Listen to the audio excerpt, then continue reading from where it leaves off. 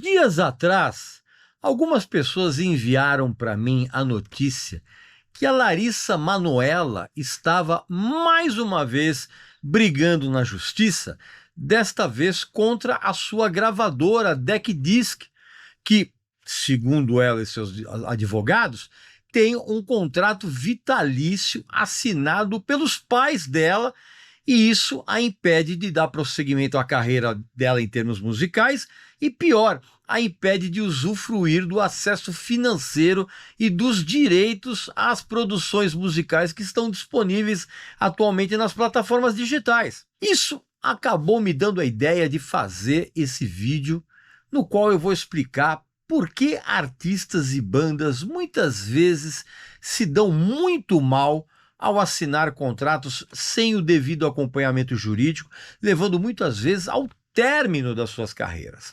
Presta atenção.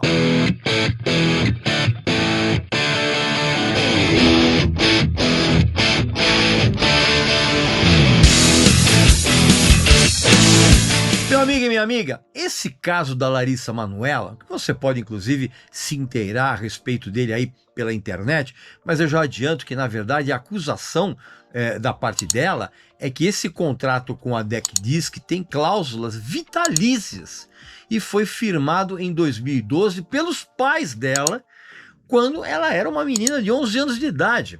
E esse contrato foi aditado 6 anos depois, ainda tendo os pais dela como representantes. E esse caso é só mais um dos milhares de exemplos de que a gente tem uma coisa que o universo da música tem de sobra, além da própria música em si, são histórias de artistas e bandas que, na ânsia de conquistar fama e fortuna, acabaram sendo tragados por um sistema sacana e questionável em termos éticos, que mais do que pensar em promover os seus artistas, os seus talentos, na verdade acaba se especializando em devorar esses artistas. Com esse vídeo eu vou mostrar como é que não é de hoje que essa história de contratos esquisitos e gravadoras, uns contratos não tão transparentes como deveriam ser, acabam arrastando e trazendo uma sombra terrível e amaldiçoada sobre a trajetória de artistas e bandas, das mais famosas até aquelas que poderiam ter tido uma carreira muito mais longeva, mas que acabaram arrastadas para o ostracismo e, pior, cara, para extinção. Muitos desses contratos, aparentemente inofensivos ali no início da carreira de um futuro artista, de uma futura banda de sucesso, esses contratos acabam se tornando verdadeiras armadilhas que mais parecem criadas por marqueteiros disfarçados de vilões. E o que deveria ser, na verdade, um acordo de sucesso acaba se transformando em um pesadelo que atinge a alma do artista. Acaba esmagando não só a carreira dele, como muitas vezes a própria existência. Como aconteceu, por exemplo, com o Jimi Hendrix, sobre o qual eu já contei em alguns vídeos aqui no canal, como isso levou à morte dele.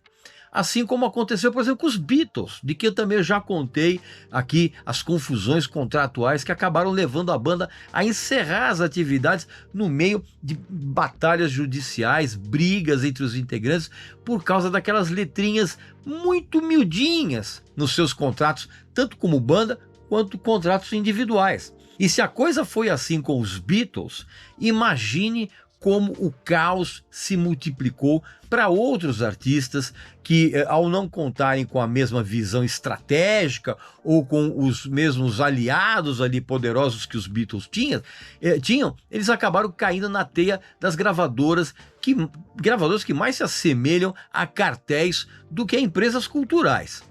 Aliás, foi contra esse sistema que o Prince se revelou, usando ali táticas bizarras, que eu também já expliquei aqui em vídeos aqui no canal, quando inclusive ele teve que processar a então gravadora dele, a Warner, para ter os direitos das suas próprias músicas.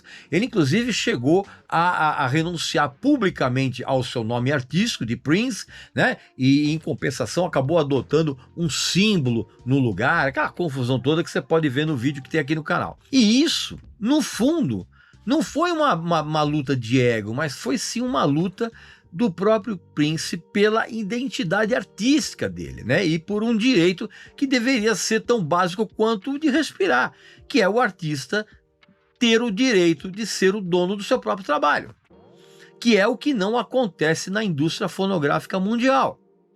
Aliás, já que eu falei em compensação, eu vou te dar o exemplo de uma compensação muito positiva, que é o grande relançamento do livro Voando Alto, As Aventuras do Oasis. Agora numa novíssima edição para quem está ansioso pela volta da banda, né? E também com a banda ansioso pelos shows marcados aqui para o Brasil, e também para quem quer entender tamanha comoção por intermédio da história incrível e com fatos e momentos absurdos do Oasis, cara. Brigas, rivalidades, escândalos, tudo dentro dessa trajetória.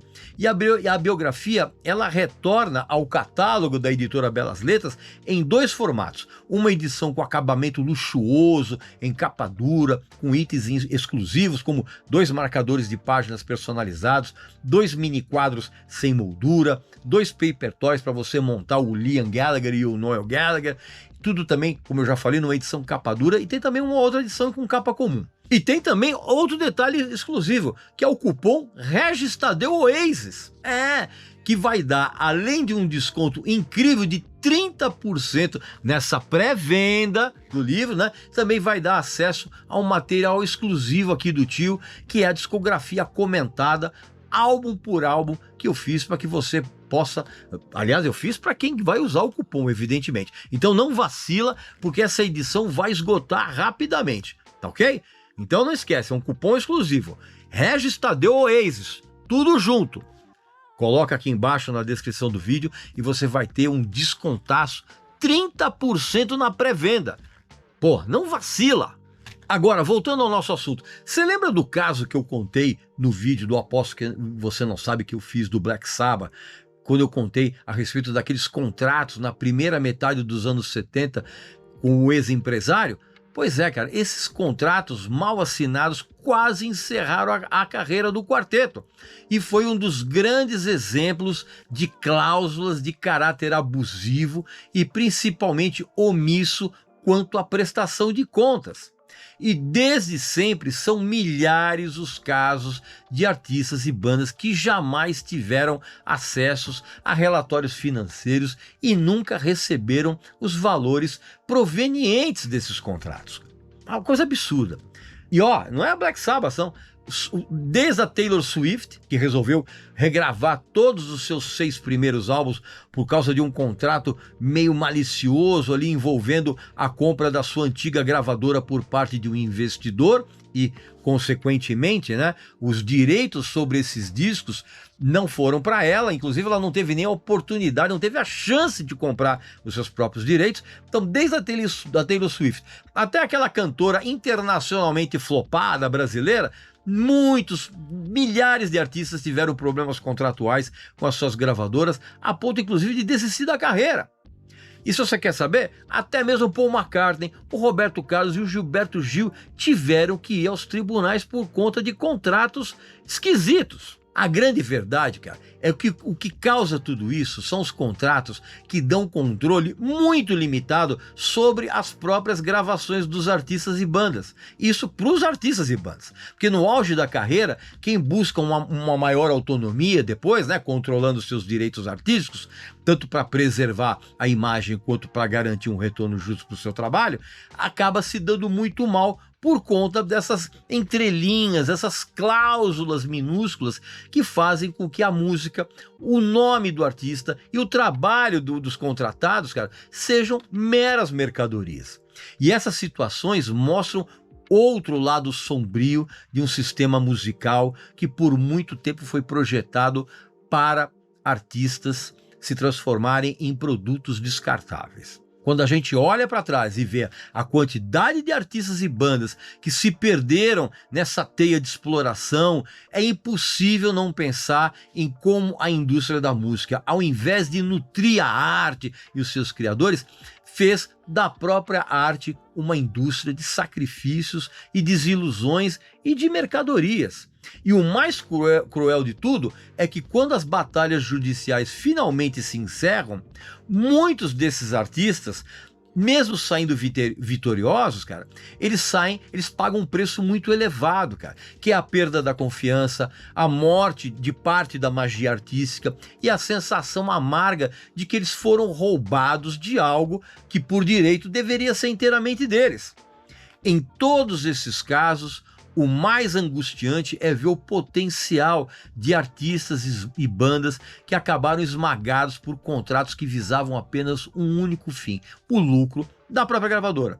Então, é preciso reconhecer que a verdadeira vitória é quando esses artistas conseguem se reerguer, reconstruir a sua carreira e acabar reivindicando uma soberania sobre o seu próprio trabalho. Só que isso sempre depois de uma luta absolutamente ingrata, processos desgastantes e uma tragédia emocional que acaba deixando muita gente talentosa pelo caminho.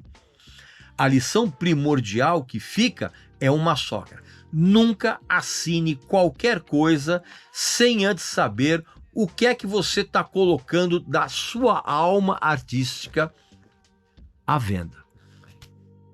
Pois bem, meu amigo e minha amiga, essa é a minha opinião a respeito desses perrengues, dessas batalhas judiciais que os artistas e gravadoras e empresários muitas vezes entram e ninguém sai ganhando.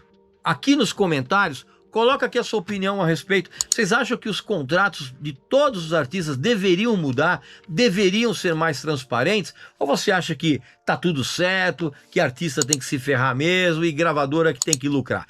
Coloca aqui nos comentários, tá bom?